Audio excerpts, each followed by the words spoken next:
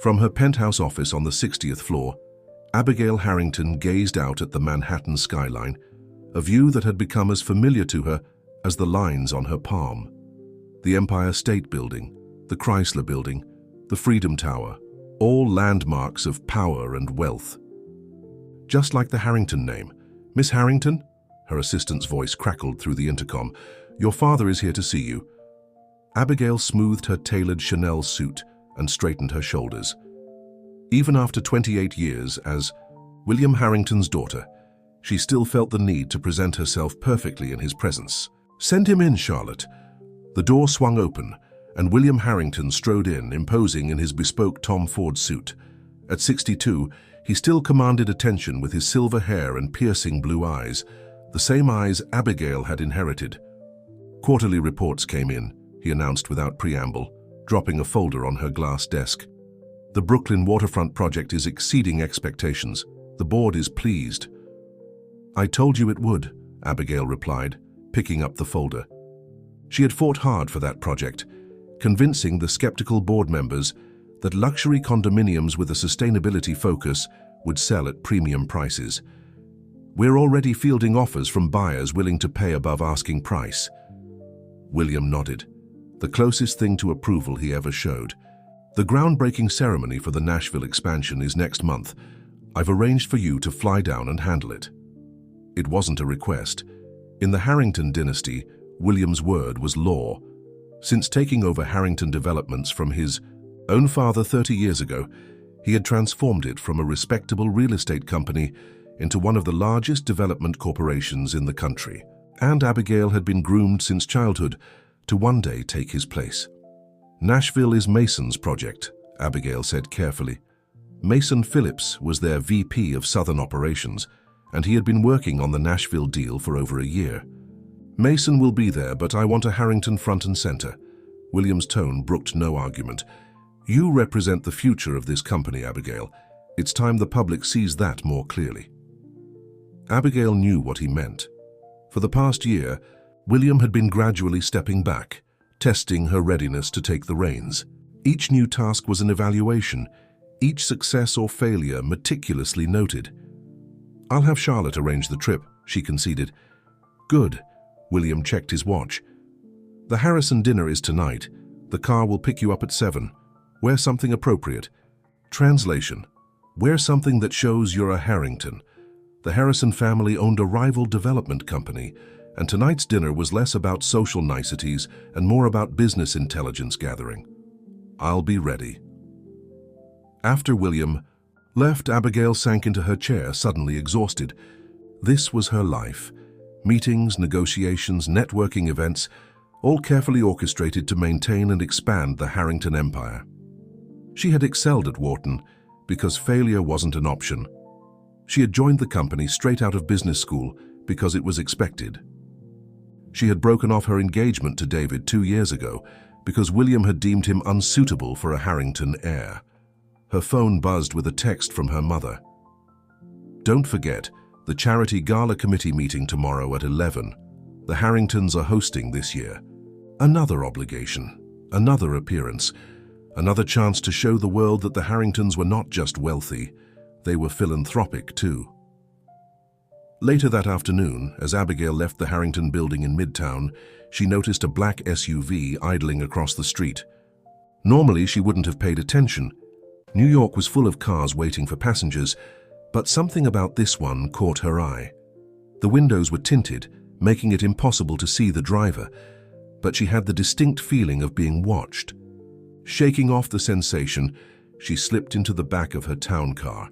"The apartment, please, Marcus," she told her driver. As they pulled away from the curb, Abigail glanced back.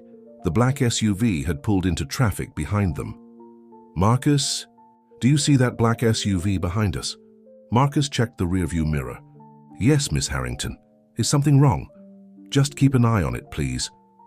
By the time they reached Park Avenue, the SUV was still following at a discreet distance. When Marcus turned onto her street, it continued straight ahead. "Probably nothing," Abigail murmured to herself. But the incident stayed with her as she prepared for the Harrison dinner. The feeling returned the next day when she spotted the same vehicle outside the restaurant where she was having lunch with the charity gala committee, and again the following evening as she left a performance at Lincoln Center. By the fourth sighting, Abigail knew it wasn't a coincidence. She considered hiring a private investigator but hesitated.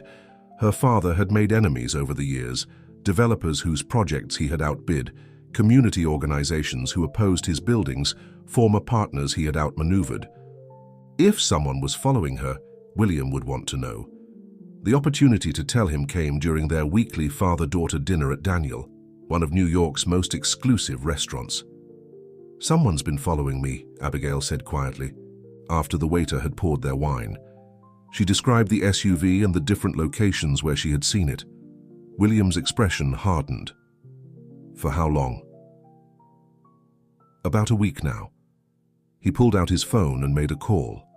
"Roberts, it's Harrington. I need you to arrange something. My daughter needs protection immediately." Abigail started to protest. "Dad, I don't think I need—" William held up a hand, silencing her. "This isn't negotiable, Abigail. If someone is targeting you, it's to get to me. I won't take that risk."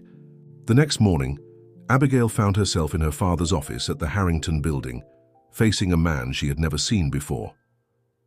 "Abigail, this is Ethan Carter," William introduced.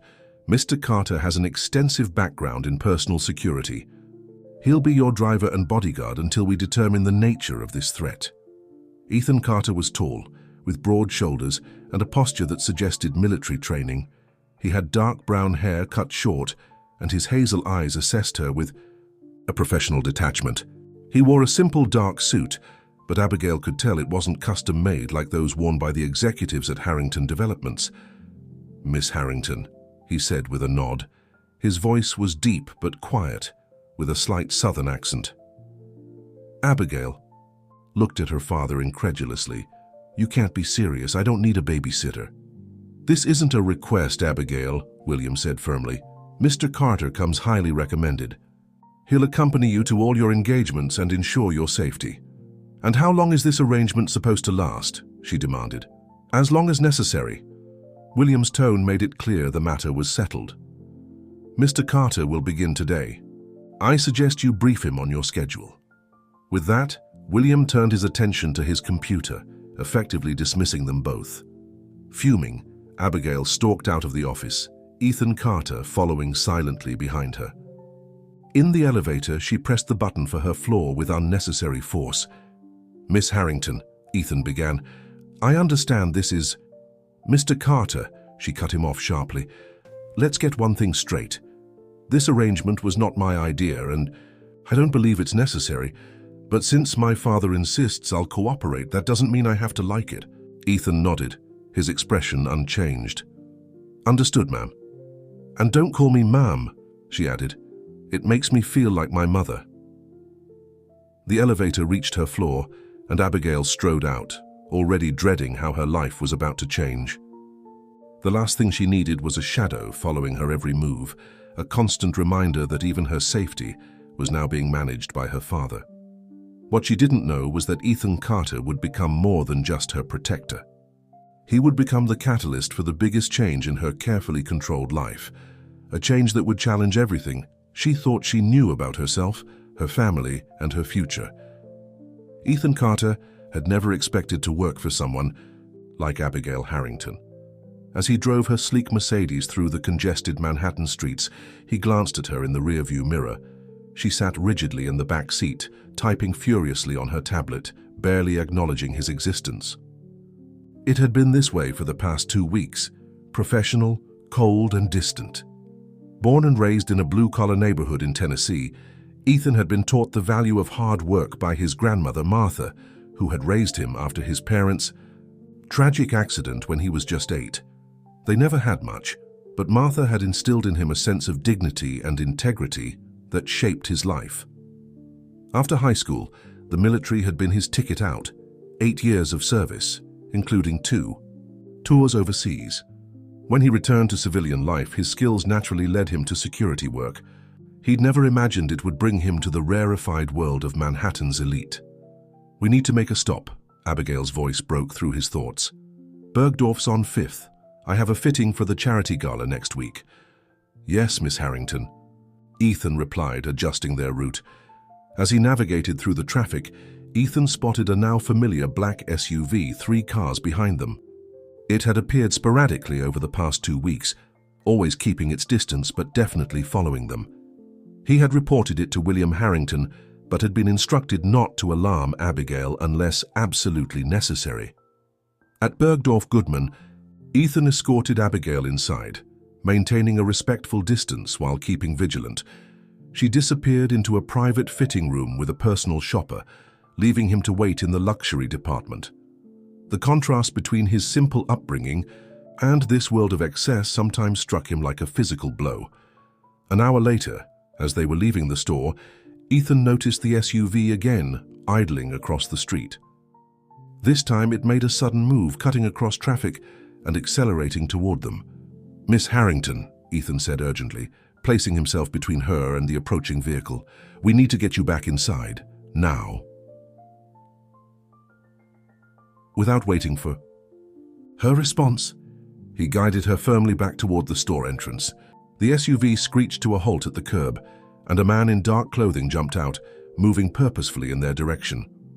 Ethan pushed Abigail through the doors and positioned himself to block the entrance, hand moving instinctively toward the concealed weapon he carried.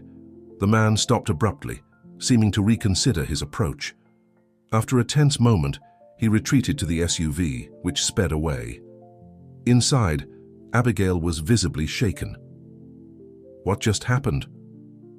Someone from that SUV attempted to approach you, Ethan explained.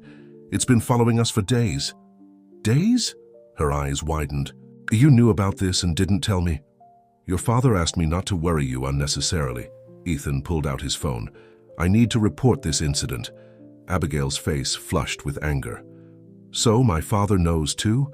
Am I the only one being kept in the dark about my own safety? Ethan made a quick call to William Harrington's security chief, describing the incident. When he hung up, Abigail was watching him with a mixture of fear and indignation. We should get you home, he said. Your father's team is tracking the vehicle. The ride back to her Park Avenue apartment was silent, but Ethan could sense the shift in Abigail's demeanor. The incident had unsettled her, making the threat real in a way it hadn't been before. As they pulled into the underground garage of her building, Abigail finally spoke. Thank you for what you did back there. Ethan nodded. Just doing my job, Miss Harrington. It's Abigail, she said quietly. If you're going to risk your life protecting me, you might as well use my first name. It was a small concession, but Ethan recognized it as the beginning of a thaw in their frosty relationship. The next morning, Ethan arrived at Abigail's apartment to find her waiting in the lobby, her usual tailored suit replaced by casual jeans and a simple blouse. I'm not going to the office today, she announced. I need to check on a property in Brooklyn. Ethan held the car door open for her. The waterfront project? Surprise flickered across her face. You know about that? I try to stay informed about your work, Miss Abigail, he corrected himself. It helps me anticipate your movements. As they drove to Brooklyn, Abigail's usual reserve gradually gave way to professional curiosity. Have you been to the Brooklyn site before? No, ma'am. It's a former industrial area we're converting into mixed-use development. Luxury condos, retail space, and a public waterfront park. Ethan nodded. Sounds like gentrification. Abigail's expression cooled slightly. We prefer to call it urban renewal. The area was abandoned for decades. We're bringing it back to life. And the people who can't afford the luxury condos. There's an affordable housing component, she replied defensively. 20% of the units are set aside. Ethan kept his eyes on the road, but he couldn't help pushing a little further. And is that your idea or a requirement? Abigail studied him with newfound interest. Both. The city requires 15%. I pushed for 20. Not that I need to justify our development strategies to my driver. Bodyguard, he corrected with a slight smile. Driving is just a bonus service. To his surprise, her lips curved. upward. A multi-talented employee. How fortunate for Harrington Developments. At the construction site, Ethan watched as Abigail transformed. Gone was the reserved businesswoman. In her place was a passionate, engaged developer. She navigated the site confidently, discussing technical details with the project manager, addressing workers by name, and pointing out features of the design that clearly excited her. "This will be a rooftop garden," she explained as they walked, through what would eventually become the top floor of the main building. Sustainable, beautiful, and practical for managing stormwater runoff. "You really care about this project," Ethan observed. "I care about all our projects," she replied. "But this one," she paused, looking out at the Manhattan skyline visible across the East River. "This one's special. It's the first development. That's completely mine. My vision, my design choices, my financial risk, assessments. And your father approved all of it?" Her expression tightened momentarily. Eventually, it took some convincing. As they were leaving the site, Ethan's phone rang. It was the security team with news about the SUV. After a brief conversation, he hung up and turned to Abigail. "They've identified the owner of the vehicle. It's registered to a shell company linked to Harrison Developments." Abigail's eyes widened. "The Harrisons are competitors?" "Apparently so. I knew Richard Harrison was ruthless, but this..." She shook her head in disbelief. "What does he think he'll gain by intimidating me?" "Information, perhaps," Ethan suggested, "or simply disrupting your life enough to affect your work." She considered this. "We should tell my father." "He already knows. He's calling an emergency meeting with the legal team." Abigail frowned. "And I wasn't invited?" "The meeting is at 4. We can head there now if you'd like." During the drive back to Manhattan, Abigail's phone buzzed continuously with messages from her father and the legal team. Ethan noticed her growing frustration as she read them. "They want to handle it quietly," she said finally, dropping her phone into her bag. "Issue a cease and desist, threaten legal action if it continues, but otherwise keep it out of the press." "That seems sensible." "It seems cowardly," she countered. "The Harrisons are playing dirty and my father wants to respond with a strongly worded letter." Ethan glanced at her in the rearview mirror. "What would you do differently?" "I'd make it clear that we won't be intimidated. Use it against them somehow." She sighed. "But my father always prefers to keep things behind closed doors." When they arrived at the Harrington building, William was waiting in the lobby, his expression grim. "You shouldn't have gone to Brooklyn today," he said to Abigail without preamble, "not with this threat looming." "I had work to do," she replied, evenly. "And I had protection." She nodded toward Ethan. William acknowledged Ethan with a brief nod. "Yes, Mr. Carter handled the situation at Bergdorf's admirably, but from now on I want you to clear any off-site visits with security first." "Dad, I'm not going to put my life on hold because Richard Harrison is playing games." "This isn't a game, Abigail. The Harrisons are desperate. Their Atlantic City project is hemorrhaging money, and they're losing investors. A man like Richard might take extreme measures when cornered." Abigail crossed her arms. "All the more reason not to show weakness." William sighed. "Just be careful, and keep Mr. Carter close." He turned to Ethan. "Don't let her out of your sight." As William walked away, Abigail turned to Ethan with a wry smile. "Congratulations, Mr. Carter. You've just been promoted from bodyguard to shadow." Ethan nodded solemnly, but there was a glint in his eye. "I'll try to be a very discreet shadow, Miss Harrington." "Abigail," she reminded him. Then more softly, "Thank you for today, not just the protection, but for listening." As she walked toward the elevator, Ethan realized something had fundamentally changed between them. In just one day, they had moved from employer and employee to something less defined, but potentially much more complicated. What neither of them knew was that the incident with the SUV was just the beginning. The real danger, and the true test, of their growing connection was yet to come. 3 weeks into their arrangement, the dynamic between Abigail and Ethan had evolved from strained tolerance to something resembling mutual respect. Abigail had grown accustomed to his quiet presence, and Ethan had developed an understanding of her demanding schedule and the pressures she faced as the Harrington heir. The threat from Harrison Developments seemed to have receded. The black SUV hadn't appeared since the incident at Bergdorf's, and William's legal team had received assurances from Harrison's lawyers that they had no knowledge of any surveillance operation. Whether this was true remained unclear, but the immediate tension had dissipated.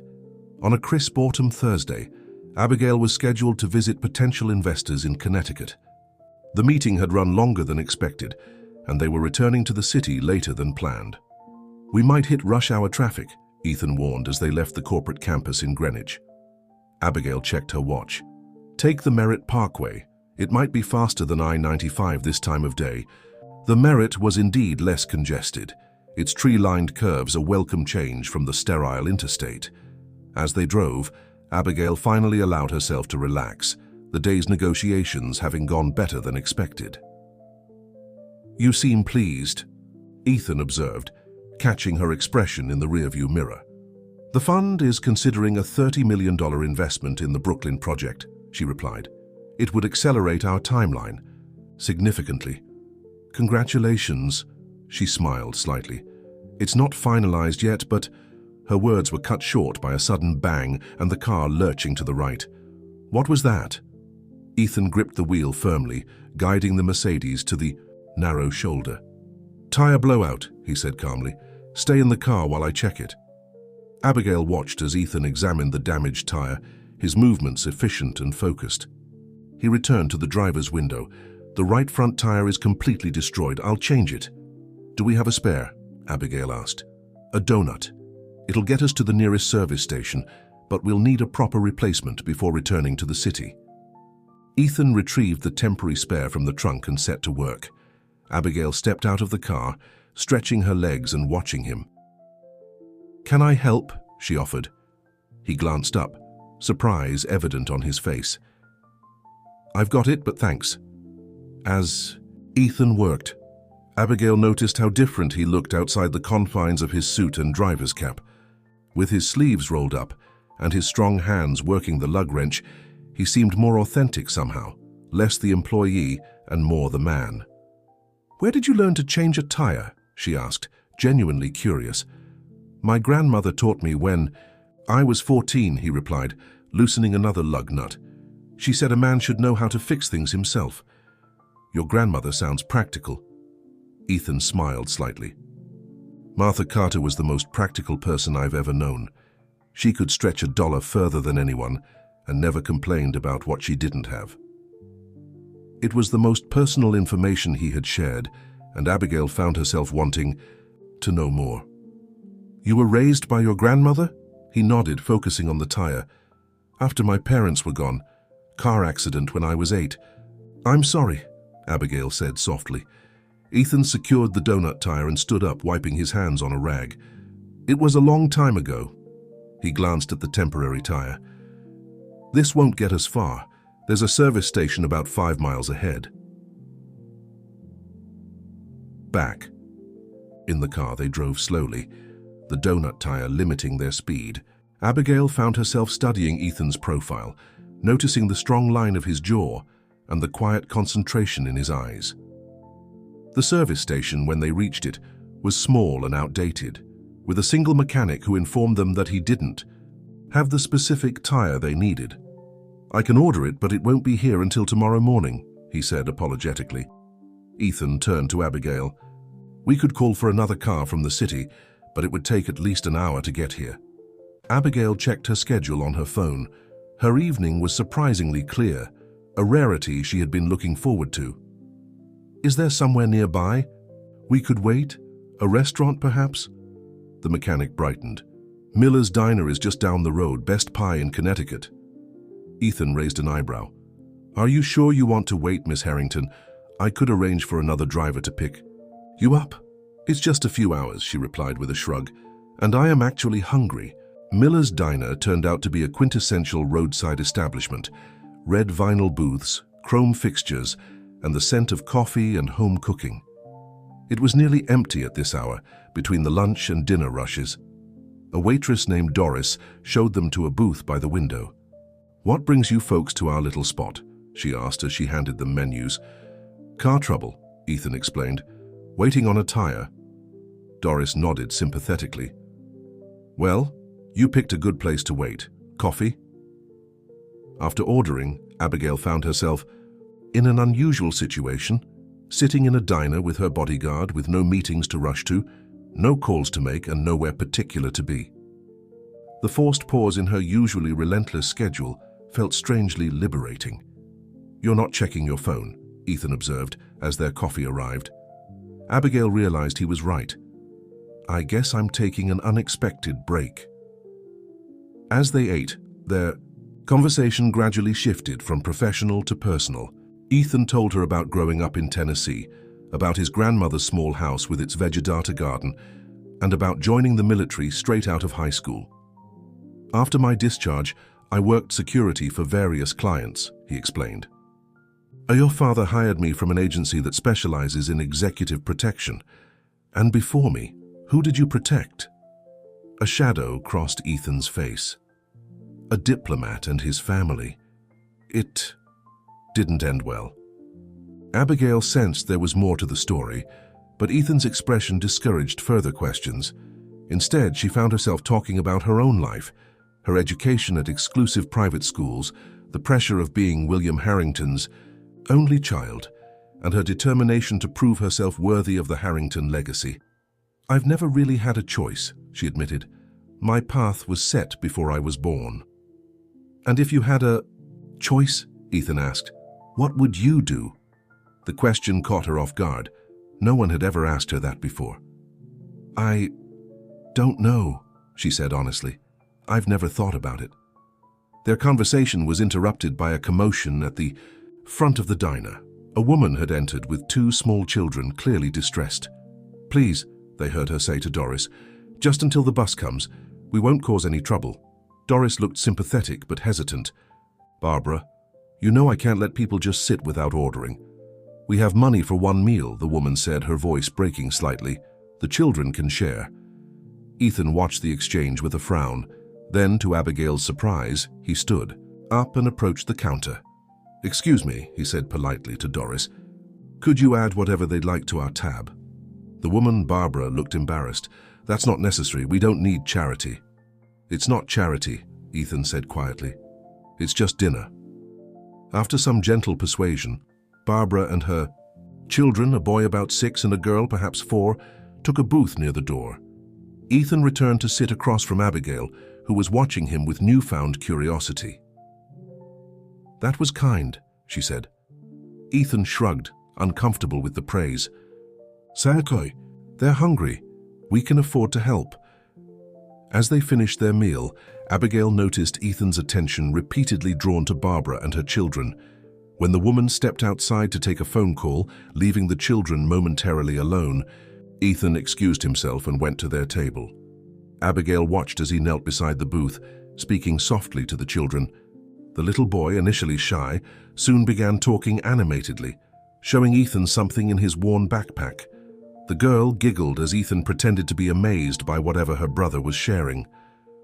When Barbara returned, looking worried, Ethan spoke with her briefly. Abigail couldn't hear the conversation, but she saw the woman's expression shift from concern to gratitude. Ethan returned to their booth, just as Doris brought the check. Everything okay? Abigail asked. They're staying at the women's shelter in Stamford, Ethan explained quietly. Barbara lost her job last month, then her apartment. She's trying to get to her sister's place in Boston, but they missed the last bus of the day. And the children. Tyler is 6, Emma is 4. They've been living in the shelter for 3 weeks. Abigail felt a twinge of something unfamiliar, a mixture of sympathy and something deeper, more visceral. She thought of her own childhood, filled with privilege and opportunity, and these children's reality struck her with unexpected force. Can we help somehow? She asked, surprising herself with the question. Ethan studied her for a moment, as if trying to determine her sincerity. They need a place to stay tonight. The nearest shelter is full. There must be a hotel nearby. Barbara wouldn't accept that kind of charity, Ethan said. She's proud. Abigail thought for a moment. What if we needed help? A favor? Rather than charity? Ethan's expression shifted to one of understanding. What did you have in mind? 10 minutes later, Abigail approached Barbara's table. "Excuse me," she said. "My colleague mentioned you're trying to get to Boston." Barbara nodded warily. "Tomorrow morning." "As it happens, we're stuck here overnight with car trouble," Abigail explained. "We need to get a hotel room, but I have an early conference call and I really need someone to watch my bags while I take the call in the hotel's business center." It was a transparent excuse, but she pressed on. "I'd be happy to pay you for your help, which would include staying in the room, of course." Barbara hesitated, clearly seeing through the ruse but tempted by the offer of safe accommodation. "I couldn't accept money for something so simple." "It would really help me out," Abigail insisted, "and the room has 2 beds, so there's plenty of space." Eventually, Barbara agreed, and Ethan arranged for a taxi to take them all to the nearest hotel. Once there, Abigail booked 2 rooms, one for Barbara and her children, and another for herself, insisting that Ethan take a 3rd room for security purposes. That night, alone in her hotel room, Abigail found herself reflecting on the day's events. The image of Ethan kneeling beside those children, his gentle interaction with them, had revealed a side of him she hadn't expected. There was a depth to him that intrigued her, a kindness that seemed at odds with his professional reserve. Her phone buzzed with a text from her father. "Where are you?" "Security says your car never returned to the city." She replied with a brief explanation about the tire and their overnight stay, deliberately omitting any mention of Barbara and her children. William would never understand why she had involved herself in a stranger's problems. As she was about to turn out the light, there was a soft knock at her door. Cautiously, she checked the peephole to see Ethan standing in the hallway. "Is everything all right?" she asked, opening the door slightly. "Just checking in," he replied. "Barbara and the kids are settled. I arranged for the hotel to provide some toiletries and pajamas for the children." "Thank you," Abigail said, genuinely moved by his thoughtfulness. For everything today it was. She paused, searching for the right word. "Enlightening." Ethan nodded, his expression softening slightly. "Get some rest, Abigail. We'll head back to the city in the morning."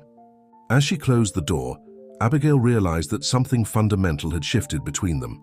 In the space of one unexpected day, Ethan Carter had transformed from an employee to something else entirely, someone who challenged her perspectives and awakened feelings she hadn't known she was capable of. What she didn't yet understand was how deeply this change would affect the carefully ordered world she had always known, or how it would ultimately force her to choose between the life that had been planned for her and the one she truly wanted. In the weeks following the Connecticut incident, something subtle but undeniable shifted in the relationship between Abigail and Ethan. Their conversations grew longer, more personal. She found herself sharing details of upcoming projects, seeking his perspective. He in turn occasionally offered glimpses into his past, stories of his time in the military, his life in Tennessee, the values his grandmother had instilled in him. What began as professional courtesy had evolved into genuine respect and, perhaps something more that neither was ready to acknowledge. The Harrington Charity Gala arrived on a clear November evening. Held at the Metropolitan Museum of Art, it was the social event of the season, a gathering of New York's elite to raise funds for the Harrington Foundation's educational initiatives, while showcasing the family's philanthropic commitment. Abigail stood in her penthouse, studying her reflection in the full-length mirror. The emerald green gown hugged her figure before flowing gracefully to the floor, its subtle beading catching the light with every movement. Her mother had insisted on this particular designer, arguing that it befitted a Harrington woman. Her phone chimed with a text from Ethan. "Car is ready whenever you are, Miss Harrington." Despite their growing closeness, he still maintained formality in his messages, especially those that might be seen by her father's security team. Downstairs, Ethan waited beside the Bentley that had been specially requested for the evening. When Abigail emerged from the building, his expression remained professionally neutral, but she caught the momentary flicker in his eyes as he took in her appearance. "You look," he hesitated, clearly struggling with the boundary between personal appreciation and professional decorum. The gala attendees will be suitably impressed. Thank you, Ethan, she replied, a small smile playing at her lips. That's quite the compliment coming from someone who's seen me in construction boots and a hard hat. The drive to the museum was filled with Abigail's last-minute review of donor details and potential talking points. Ethan listened attentively, offering occasional remarks that revealed how closely he'd been paying attention to her work over the past weeks. Remember, the Whitcombs are particularly interested in the STEM scholarships, he reminded her as they approached the museum. Mr. Whitcomb mentioned it when he visited your office last month. Abigail glanced at him, surprised. You remember that? It's my job to notice details, he said simply. At the museum entrance, Ethan helped her from the car, briefly placing his hand on the small of her back, a gesture that should have been purely professional, but somehow felt more intimate. For a moment their eyes met, and Abigail felt an unexpected warmth spread through her. I'll be nearby if you need me, he said quietly. Just text. Inside, the great hall had been transformed into an elegant reception area. Crystal chandeliers cast a warm glow over the gathering crowd, while strategically placed floral arrangements added subtle color to the marble interior. A string quartet played softly in one corner, providing the perfect backdrop for the sophisticated mingling of New York's wealthiest families. William and Catherine Harrington were already holding court near the main staircase, greeting guests with practiced charm. Catherine, elegant in a midnight blue gown, spotted her daughter immediately. Abigail, darling, she called, waving her over. Come meet the Ashfords. They've just relocated from Chicago and are very interested in the Brooklyn waterfront project. The next 2 hours passed in a blur of handshakes, air kisses, and carefully crafted small talk. Abigail moved through the crowd with the poise she'd been taught. Since childhood, discussing business opportunities and philanthropic initiatives with equal expertise. Occasionally, she would catch sight of Ethan, positioned discreetly against a wall or near an exit, his watchful gaze never far from her. During a momentary respite, as she sipped champagne near one of the Greek statues, Richard Harrison approached. In his 60s, with silver hair and cold blue eyes, he exuded the same aggressive confidence that had made Harrison Developments Harrington's chief rival for decades. Abigail, he greeted her with a thin smile. Lovely event. Your family always did know how to put on a show. Richard, she replied coolly, I'm surprised to see you here. I wouldn't have thought our educational initiatives would interest you. He chuckled, the sound devoid of genuine amusement. Business is business. Charity is charity. I never mix the two. Unlike your father, who seems to view philanthropy as just another form of marketing. Abigail maintained her composure, though she felt a flash of anger. Our foundation has provided scholarships to over 500 students in the past year. Alone, I'd hardly call that marketing. Of course, Harrison said dismissively. Tell me, how is your Brooklyn project progressing? I hear you've had some security concerns recently. The implication was clear, and Abigail felt a chill. Before she could respond, she felt a presence at her side. Miss Harrington, Ethan said smoothly, your father is asking for you. The presentation is about to begin. Grateful for the interruption, Abigail nodded to Harrison. If you'll excuse me. As they walked away, Ethan leaned slightly closer. Everything all right? He knows about the SUV incident, she murmured. He practically admitted it was his doing. Ethan's expression hardened. We should inform your father. Not tonight, Abigail decided. This is too important to the foundation. I'll tell him tomorrow. The presentation went flawlessly, with William announcing the foundation's expanded scholarship program and Abigail detailing the new mentorship initiative she had developed. By the end of the evening, the foundation had secured pledges totaling over $12 million, a new record. As the crowd began to thin, Catherine approached her daughter. Senator Caldwell is very impressed with you, she said approvingly. His son James is joining him for brunch at the plaza tomorrow. I've taken the liberty of accepting on your behalf. Abigail stiffened. Mom, you know I have meetings tomorrow. Cancel them, Catherine said firmly. James Caldwell is exactly the kind of man you should be considering. Harvard Law, family connections in Washington, and quite handsome too. She lowered her voice. It's time you started thinking about your personal future, Abigail. You're 28. Most of your classmates are married with children by now. My personal life is not a business negotiation, Abigail replied, keeping her voice even. Everything is a negotiation in our world, darling. You know that. Catherine patted her arm. 11 o'clock, the plaza, wear the blue Chanel. As her mother walked away, Abigail felt a familiar weight settle on her shoulders, the burden of expectations, of a life planned out for her down to the smallest detail. Later, as Ethan drove her home, she was uncharacteristically quiet, staring out at the city lights without really seeing them. Successful evening? He asked, breaking the silence. 12 million in pledges, she replied automatically. So yes, very successful. Ethan glanced at her in the rearview mirror. You don't sound thrilled. Abigail sighed.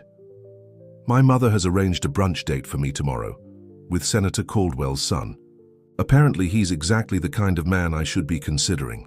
Ah, Ethan said, his voice carefully neutral. And is he? I have no idea. I've never met him. She laughed without humor. But he has the right education, the right family, connections, and presumably the right intentions toward the Harrington heiress. They rode in silence for a moment before Ethan spoke again. What would you want if you could choose freely? It was the same question he had asked her at the diner in Connecticut, but this time Abigail found she had an answer. Someone who sees me, she said softly, not the Harrington name or the fortune or the business empire, just me. Their eyes met briefly in the mirror, and something unspoken passed between them, an acknowledgement perhaps, of feelings that had been growing despite their best efforts to ignore them. When they reached her building, Ethan walked her to the lobby as usual. But tonight, instead of saying goodnight immediately, Abigail hesitated. Would you like to come? Up for a drink, she asked, the words surprising her almost as much as they seemed to surprise him.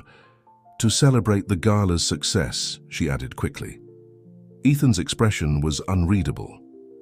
I don't think that would be appropriate, Miss Harrington. Because you work for me? Because I work for your father, he corrected gently, and because you have a brunch tomorrow that your mother considers important. Abigail felt a flash of embarrassment, quickly followed by determination. The brunch is at 11. That leaves plenty of time for a single drink between colleagues. After a moment's hesitation, Ethan nodded. One drink.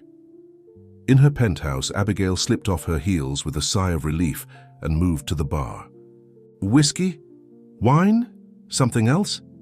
Whiskey, please. Neat. She poured 2 glasses and handed one to him, noticing how different he looked in her personal space.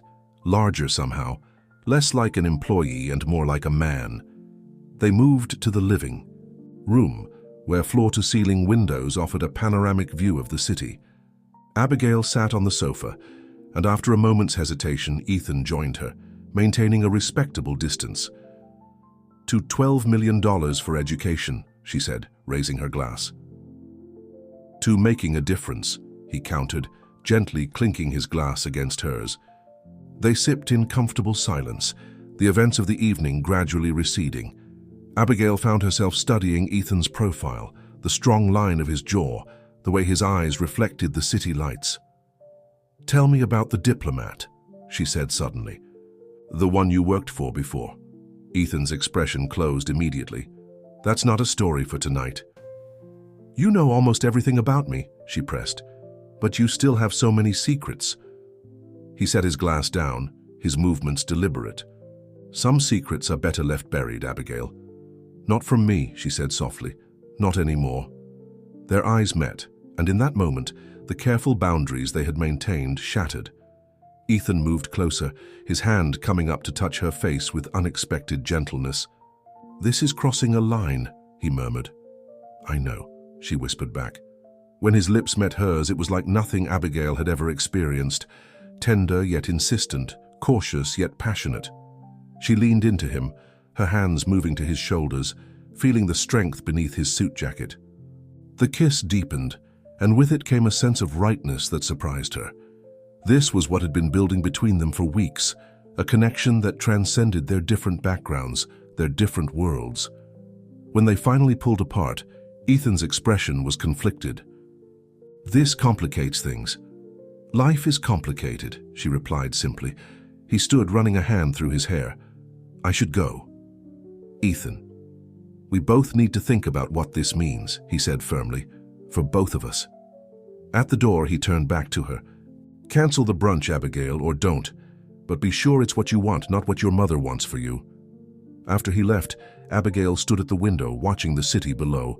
For the first time in her life, she felt completely unsure of her next move. The path that had always been so clearly defined now seemed to fork in an unexpected direction, one that led away from everything she had been raised to value and towards something unknown, unpredictable, and potentially wonderful.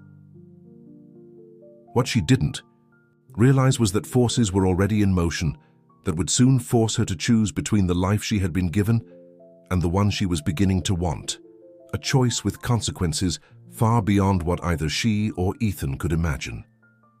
The morning after the gala, Abigail awoke to a text from her mother. "Don't forget 11 a.m. at the plaza. James is looking forward to meeting you." She stared at the message, Ethan's words echoing in her mind. "Cancel the brunch, Abigail. Or don't. But be sure it's what you want." After a moment's hesitation, she typed, "I'm sorry, but I need to cancel. Something urgent has come up with the Brooklyn project." It wasn't entirely a lie.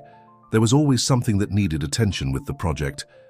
But the truth was, after last night, the thought of sitting through a matchmaking brunch felt unbearable. Her mother's response came immediately. "This is incredibly disappointing, Abigail. James rearranged his schedule to meet you. I'll try to salvage this, but you need to reconsider your priorities." Abigail set her phone aside without replying. For the first time in her life, she was questioning those very priorities, wondering if the path laid out for her was truly the one she wanted to follow. She was still contemplating this when her phone rang, her father's ringtone. "Dad?" she answered, bracing herself for a lecture about the cancelled brunch. "Come to my office," William said without preamble. "Immediately." "Is something wrong?" "Just come. Now." He hung up without further explanation. 30 minutes later, Abigail walked into her father's corner office at Harrington Tower. William sat behind his desk, his expression grave. To her surprise, Roberts, the head of security, stood nearby, holding a folder. "Sit down," William instructed, gesturing to the chair across from him. Abigail complied, a sense of unease growing. "What's going on?" William nodded to Roberts, who placed the folder on the desk. "Show her." Roberts opened the folder and removed several photographs, laying them out in front of Abigail. They showed her and Ethan in various locations around the city, entering her building together, sitting in the car at the construction site in Brooklyn. The final image was from the previous night, Ethan entering her penthouse building beside her. "What is this?" she demanded, though she knew perfectly well what it looked like. "I had Mr. Carter investigated," William said coldly. After seeing how close you two had become, Abigail felt a flash of anger. "You had me followed." "I had him followed," William corrected, "and it's a good thing I did." He pulled another document from the folder. "Ethan Carter isn't just a former military man who went into private security. 3 years ago, he worked for Ambassador Lawrence Collins in Saudi Arabia. During his employment, there was an incident. A woman and child allegedly smuggled out of a conflict zone against diplomatic protocols. Abigail's heart began to race. This must be the diplomat Ethan had mentioned, the job that didn't end. Well, the details were hushed up, William continued, but Carter was dismissed and nearly faced criminal charges. Only the ambassador's intervention kept him from prosecution. "What does this have to do with anything?" Abigail asked, trying to keep her voice steady. "It shows a pattern of reckless behavior and poor judgment," William replied. "Qualities I don't want in someone responsible for my daughter's safety, or in someone who might be developing inappropriate feelings for her." The implication hung in the air between them. "Mr. Carter has been relieved of his duties," Roberts interjected. We've assigned a new security detail, effective immediately." "You fired him?" Abigail stood up, no longer able to contain her outrage. "Without even speaking to me first?" William remained impassive. It was a necessary precaution. We can't have someone with his background in such a sensitive position. "His background of helping people?" Abigail challenged. "Is that the crime you're concerned about?" "His background of breaking rules and crossing boundaries," William countered, his voice rising slightly. "Something he's clearly continued to do with you." Abigail felt her cheeks flush, but she held her ground. "You don't know anything about him, or about us." "So there is an us," William said, his expression hardening. "I suspected as much." "That's not what I meant," Abigail backtracked, but it was too late. William stood, placing his palms flat on the desk. "Listen to me very carefully, Abigail. I built this company from what my father started. I've spent my life ensuring it would be strong enough, valuable enough to pass on to you. Everything I've done, everything your mother and I have sacrificed, has been to secure your future." "I never asked for that," she said quietly. "You didn't have to ask. It's your birthright, your responsibility." He gestured to the photographs. "And I will not stand by and watch you jeopardize it for some infatuation with an employee, especially one with his history." "What exactly happened in Saudi Arabia?" Abigail asked, changing tactics. "What did Ethan do that was so terrible?" William hesitated, glancing at Roberts. "The details were classified." "Convenient," Abigail muttered. "What I do know," William continued, ignoring her comment, "is that he violated protocol, endangered diplomatic relations, and was dismissed from a high security position. That's enough for me to know he's not suitable for any role in this family or this company." Abigail gathered the photographs and slid them back into the folder. "Is there anything else?" William studied her for a moment, seeming to weigh his next words. "Your mother tells me you cancelled the brunch with James Caldwell." "I did." "Reschedule it," he said firmly. "The Caldwell connection could be valuable for our Washington projects." Abigail met his gaze steadily. "No." The single word hung between them, perhaps the first direct refusal she had ever given him about something he considered important. "I beg your pardon?" "I said no, Dad. I won't reschedule it. I'm not interested in James Caldwell or any other man you and Mom try to match me with." She took a deep breath. "And I want Ethan reinstated. Immediately." William's expression darkened. "That's not going to happen." "Then I'll hire him myself," Abigail countered, "as my personal security consultant, not the company's." "With what money?" William scoffed. "Your trust fund is tied to the company. The board would never approve such an expense if—" I opposed it. The reminder of her financial dependence stung, but Abigail refused to back down. "Then I'll use my salary, or sell some of my personal investments." William's laugh was cold. "For what?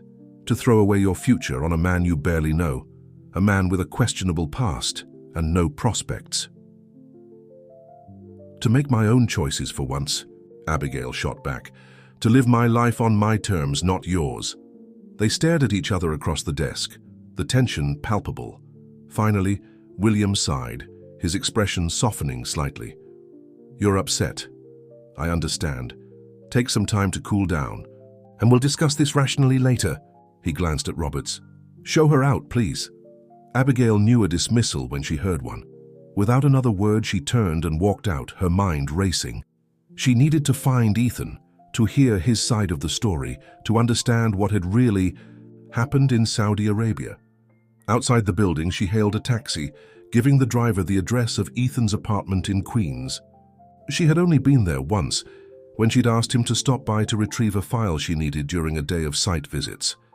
The modest building in Astoria was a world away from her Manhattan penthouse, but she remembered the exact location. As the taxi navigated through midday traffic, Abigail tried Ethan's number. The call went straight to voicemail. She sent a text, "We need to talk. I'm coming to your place." 20 minutes later, she stood outside his building, ringing the buzzer for apartment 3B. There was no response.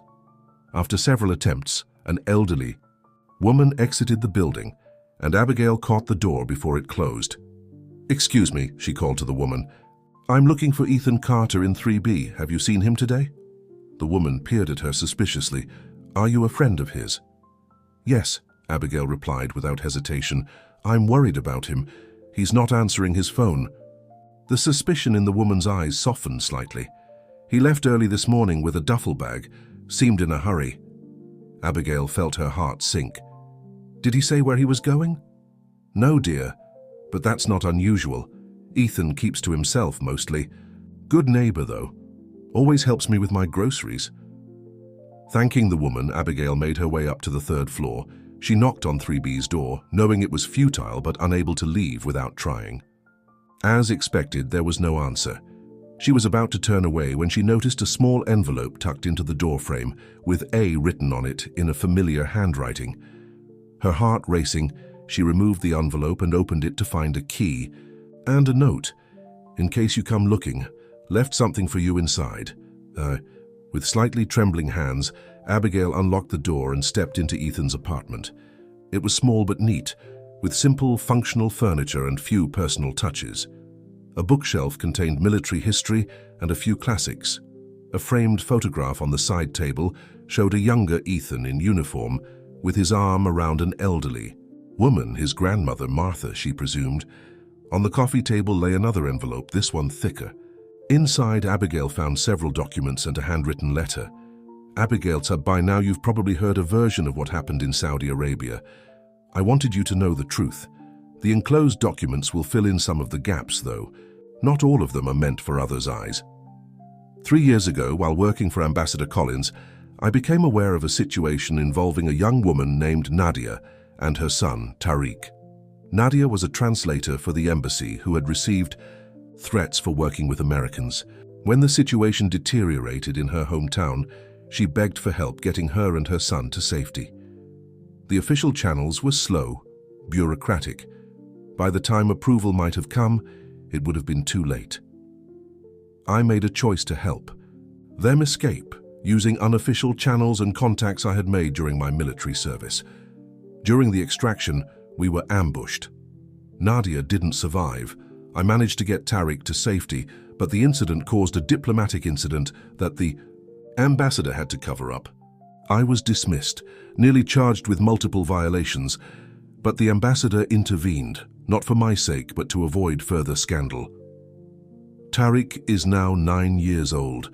After what happened, I couldn't abandon him. I've been supporting him ever since, making sure he has what he needs. He lives with a foster family in New Jersey, but I visit regularly. He's the closest thing I have to family since my grandmother passed. I never told you this because it's not just my secret to protect. Tariq has already lost too much, and keeping a low profile has been essential for his safety and mine. I don't expect you to understand or forgive the omission, but I wanted you to know that whatever your father may have told you, my only crime was refusing to let an innocent woman and child suffer when I had the power to help.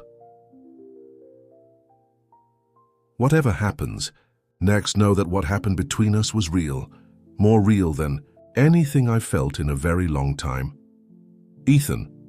Attached to the letter were documents, a sworn statement from Ambassador Collins acknowledging Ethan's actions were motivated by humanitarian concerns, details about Tariq's foster placement, and financial records showing regular payments to a trust fund in the boy's name. Abigail sat on the edge of the sofa, the papers trembling in her hands. Everything made sense now. Ethan's reluctance to discuss his past, his immediate connection with Barbara and her children at the diner, his deeply held belief in doing what was right, regardless of the rules. She was still processing this revelation when her phone rang. It was her mother. "Abigail, where are you? Your father said you stormed out of his office." "I'm busy, Mom," Abigail replied, her mind still reeling from what she'd learned. "Too. Busy for your family? For your responsibilities?" Catherine's voice was sharp with disapproval. "This isn't like you, Abigail. First the brunch, now this. Your father is concerned, and frankly, so am I." "I'm fine," Abigail insisted. "I just need some time to think." "Think about what?" Her mother sounded genuinely perplexed. "About throwing Away everything we've built for you, about disappointing everyone who depends on you. The familiar weight of expectation pressed down on Abigail, but for once it didn't feel inevitable. It felt optional. "I'll call you later, Mum," she said firmly and ended the call. Her next call was to Charlotte, her assistant. "I need you to clear my schedule for the next few days. Personal emergency." "Of course, Miss Harrington. Shall I inform your father?" "No," Abigail replied. "I'll handle that myself." After hanging up, she scanned the apartment once more, looking for any clue to where Ethan might have gone. On the refrigerator, held by a magnet, was a child's drawing signed Tariq in careful letters. It showed two stick figures, a tall one and a shorter one, standing beside what appeared to be a lake or ocean. Next to it was a postcard from a place called Cedar Lake in New Jersey. Abigail's intuition flickered to life. It was a long shot, but it was all she had. Gathering Ethan's letter and the documents, she left the apartment, locking it behind her. As she hailed another taxi, she felt a strange sense of liberation. For the first time in her life, she was acting completely on her own, without her father's approval or guidance. "Where to, miss?" the driver asked. "Cedar Lake, New Jersey," she replied, her decision made. What she didn't know was that her father had already set in motion events that would force her to make the most difficult choice of her life, between the world she had always known and the uncertain future that beckoned. Cedar Lake, New Jersey, was about an hour and a half from Manhattan, a small community built around a scenic lake, with modest homes and vacation cabins dotting the shoreline. As the taxi wound through the quiet streets, Abigail realized she had no specific address, just a hunch that Ethan might have brought Tariq here. "Is there a local inn or hotel?" she asked the driver. "Cedar Lake Lodge at the north end," he replied. "Only real place to stay around here unless you're renting a cabin." The Cedar Lake Lodge turned out to be a rustic building with a restaurant, a small lobby, and about 20 rooms.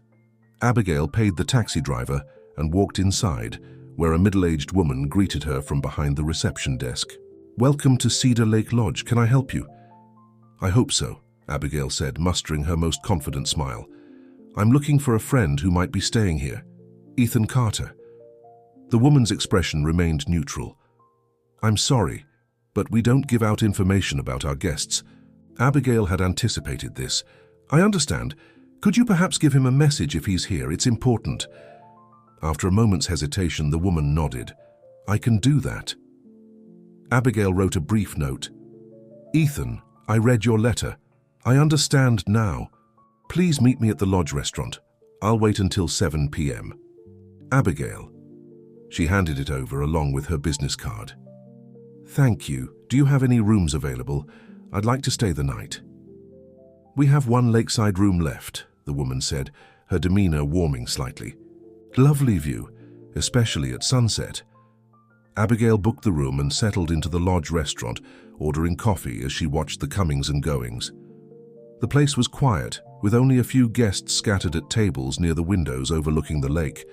Hours passed with no sign of Ethan.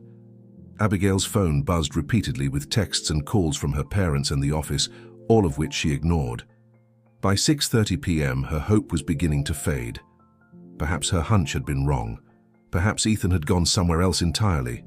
Then, as the sun was setting over the lake, casting golden light across the water, the restaurant door opened.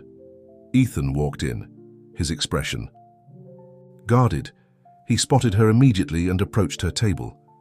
"You shouldn't have come," he said quietly, but there was no anger in his voice. "I had to." She gestured to the chair across from her. "Please sit." He hesitated briefly before taking the seat.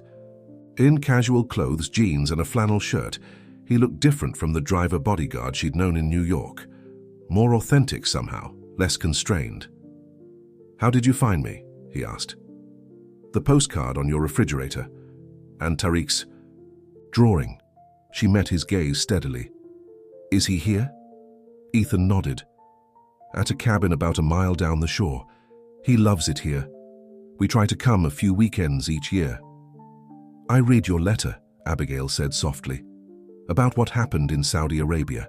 Then you know why I couldn't tell you before." "I understand now." She reached across the table, covering his hand with hers. And I don't blame you. You did what you thought was right. Your father doesn't see it that way. My father sees everything in terms of risk and liability, Abigail countered. He doesn't understand acting on principle. Ethan studied her face. Why are you really here, Abigail? It was the question she'd been asking herself during the long drive to Cedar Lake. Why had she dropped everything to follow a man she'd known for only a few months? What was she hoping to find or prove? I wanted to see you, she said simply. To understand and, she paused, gathering her courage, to figure out what this is between us, if it's real. Ethan's expression softened. It's real for me, but your world and mine are very different. Maybe they don't have to be. Abigail leaned forward. Maybe we can find a middle ground. Or maybe, she hesitated, the thought both terrifying and exhilarating. Maybe I'm ready for a change. Before Ethan could respond, her phone rang again, her father's ringtone. This time she decided to answer. Dad, I can't talk right now. Abigail, listen to me. William's voice was tight with barely controlled anger. I know you're with him. She felt a chill. How? That's not important. What matters is that you need to come home now. The board has called an emergency meeting for tomorrow morning. Your absence has been noted and questioned. What does that mean exactly? It means, William said coldly, that your position as my successor is being re-evaluated. Some board members are concerned about your judgment. The implicit threat was clear. Come back and fall in line or risk losing everything she had worked for. I'll be there, she said after a moment. Tomorrow morning. Good, and Abigail? William's voice hardened. Come alone. After hanging up, she looked at Ethan, who had obviously heard enough to understand. You should go back, he said quietly. This is your life's work we're talking. About everything you've trained for. It's my father's life's work, she corrected. Something I was born into, not something I chose. But you excelled at it, Ethan pointed out. The Brooklyn Project, the Charity Foundation, those were your visions. You've made a difference in your own way. Abigail considered this. He was right. Despite the predetermined path, she had found ways to express her own values within the Harrington empire.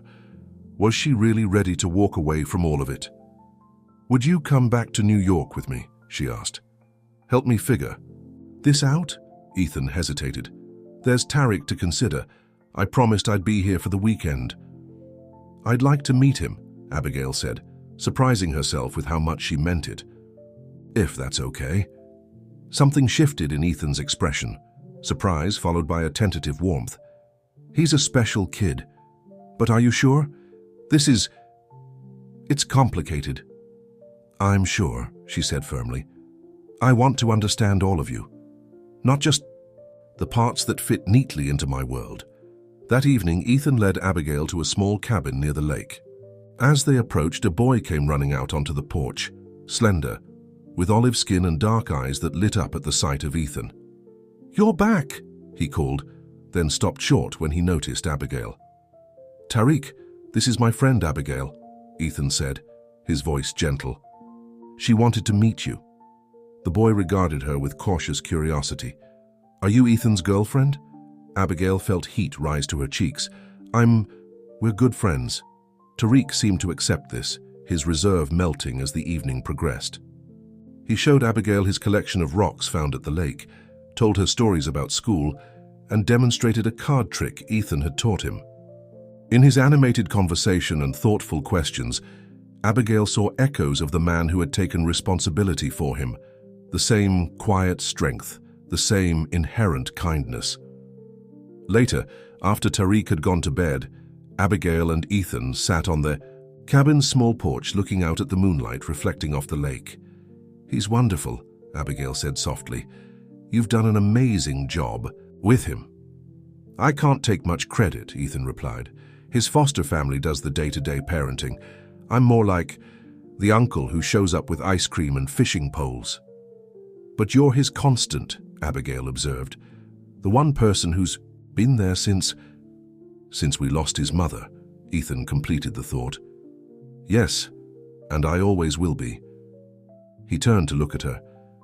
That's why whatever happens between us, Tariq has to be a consideration. He's had enough loss in his life." Abigail nodded, understanding the weight of what he was saying. "I wouldn't have it any other way." They sat in comfortable silence for a moment before she spoke again. "I need to go back to New York tomorrow. Face my father and the board." "What will you tell them?" "The truth," she said simply. "That I'm making my own choices now, and that includes choosing you if you'll have me." Ethan turned to face her fully, his expression serious. "Abigail, you need to understand what that might mean. Your father could cut you off completely, financially, professionally. The world you've known your entire life might not be available to you anymore." "I know," she admitted, "and it terrifies me. But staying in a life that's been planned out for me, marrying someone like James Caldwell because it's advantageous, for the company, never making a real choice of my own, that terrifies me more." Ethan studied her face in the moonlight. "What are you proposing exactly?" Abigail took a deep breath. "Come back to New York with me tomorrow, not as my employee but as my partner. We'll face my father together, and whatever happens next, we'll figure it out, together. And if he threatens to disinherit you, to remove you from the company, then I'll start over," she said, sounding more confident than she felt. "I have my education, my experience, my skills. I can build something." "Do?" A small smile played at the corners of Ethan's mouth. "You make it sound so simple." "It's not simple at all," Abigail admitted. "It's probably the hardest thing I'll ever do, but for the first time in my life, it feels right." The next morning, Abigail and Ethan drove back to Manhattan together. Tariq safely returned to his foster family with promises of another visit soon. They arrived at Harrington Tower with just minutes to spare before the board meeting. In the lobby, Abigail turned to Ethan. "Wait here. This is something I need to do alone first." He nodded, understanding. "I'll be right here." The boardroom fell silent as Abigail entered. William sat at the head of the table, his expression stony. The 12 board members watched, her with varying degrees of curiosity and judgment. "Abigail," her father began, his voice coldly formal, "the board has expressed concerns about recent events and your association with a former employee. We've called this meeting to—" "I understand the concerns," Abigail interrupted, her voice steady despite her racing heart. "And I appreciate the opportunity to address them directly." She looked around the table, making eye contact with each board member. "For 28 years, I've followed the path laid out for me. I excelled at Wharton because it was expected. I joined the company because it was my destiny. I ended relationships because they didn't fit the Harrington narrative." William's jaw tightened, but Abigail continued. "The Brooklyn waterfront project, which is now projected to exceed initial profit estimates by 23%, was my vision. The expanded scholarship program, which has received national recognition, was my initiative. I have proven my capability and my commitment to this company's success time and again." She took a breath, steeling herself for what came next. "But I am more than just the Harrington heir. I am a woman capable of making my own choices, personal and professional, and I choose to be with Ethan Carter." Murmurs rippled around the table. William's face flushed with anger. "Ethan Carter, the man my father had investigated and dismissed," Abigail continued, "is a decorated veteran who risked his career and freedom to save an innocent child from a war zone. He has shown more integrity, more genuine compassion than many people in positions of far greater power and privilege." She placed her hands flat on the table, leaning forward slightly. "I stand before you today not asking for permission, but offering a choice. I can continue to lead Harrington developments into the future, bringing the same vision and dedication I've always shown, while also living authentically in my personal life. Or you can choose to remove me because I refuse to be controlled." The room was silent for a long moment. Then Bernard Matthews, the oldest board member and her father's longtime friend, cleared his throat. "William, perhaps we should hear more. Hear about this young man. If Abigail believes in him so strongly, say—" "This is absurd," William snapped. "We're discussing company leadership, not my daughter's romantic entanglements." But aren't they connected? Virginia Chen, another board member, interjected. If Abigail's judgment is sound in business matters, and her track record suggests it is, perhaps her personal judgment deserves some consideration as well. The conversation continued, with board members weighing in on both sides. Abigail stood firm, answering questions directly and honestly, and through it all, she felt a strange sense of peace. Whatever happened next, she had spoken her truth. Finally, William called for a recess. As the board members filed out, he approached Abigail, his expression unreadable. "You've put me in an impossible position," he said quietly. "No, Dad, you put yourself there by trying to control every aspect of my life." He studied her face.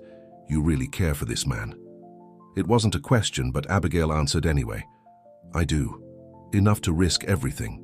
A flicker of something, recognition perhaps, crossed William's face. "I met your mother against my father's wishes, you know. He thought she was too frivolous, too focused on social status rather than business acumen." Abigail blinked in surprise. She had never heard this story before. "I threatened to walk away from the company if he didn't accept her," William continued. "He called my bluff, cut me off for 6 months. A ghost of a smile touched his lips. "Most miserable and most liberating 6 months of my life." "What happened?" Abigail asked softly. "Your grandfather had a heart attack, not serious, but enough to make him reconsider his priorities." William sighed. "He called me back, accepted. Your mother, and we never spoke of it again." He looked at his daughter, really looked at her, perhaps for the first time in years. "Is Ethan here?" "In the lobby." William nodded slowly. "Bring him up. If the board is going to make an informed decision, they should meet the man who's caused all this commotion." 15 minutes later, Ethan stood before the reconvened board, answering questions about his background, his military service, and yes, the incident in Saudi Arabia. He spoke honestly, without defensiveness, his quiet dignity evident to everyone. In the room, when asked about his relationship with Abigail, he looked directly at William. "I care deeply for your daughter, sir. Not for her name or her position, but for who she is, her strength, her compassion, her determination to do what's right. If that's not something you can accept, I understand, but it won't change how I feel." The vote, when it came, was 7-5 in favor of maintaining Abigail's position as heir apparent to Harrington Developments, with the stipulation that her personal relationships remain separate from company business. As the meeting adjourned, William approached Ethan. "My security team's investigation into you was thorough," he said, his tone businesslike. "They found that before the Saudi Arabia incident, your record was exemplary. Multiple commendations, high-level clearances, impeccable references." Ethan nodded, but remained silent. "I still don't approve of how you handled the situation with my daughter," William continued, "but I recognize that your intentions were honorable." It wasn't quite an apology, but from William Harrington, it was as close as one might get. In the months that followed, Abigail and Ethan built a life together, not in her Manhattan penthouse or his Queens apartment, but in a brownstone in Brooklyn, close enough to the waterfront project for Abigail to oversee its completion. Tariq became a regular visitor, his presence filling their home with laughter and energy. Abigail continued to lead at Harrington Developments, bringing her vision for sustainable, community-focused urban renewal to projects across the country. But she also found time for something new, a small foundation dedicated to helping displaced children, inspired by Tariq's story. Ethan, no longer bound by the constraints of employment, partnered with a veteran-owned security consulting firm, using his experience to train others in protection protocols that balanced safety with humanity. William and Catherine Harrington took longer to adjust to their daughter's new life. But the birth of their first grandchild, a daughter Abigail and Ethan named Martha after his grandmother, began to bridge the gap. On the child's first birthday, William made a quiet visit to their Brooklyn home. As he watched Ethan showing little Martha the garden they had planted together, something in his expression softened.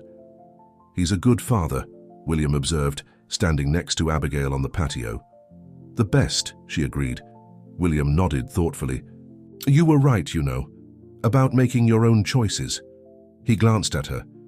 The company is stronger with you at the helm, but it would have survived without you. Your life, though, that's something only you could build.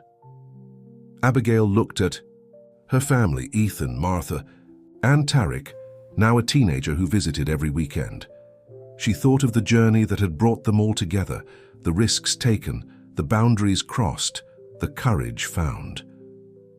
It wasn't easy, she said softly, but it was worth every moment of uncertainty.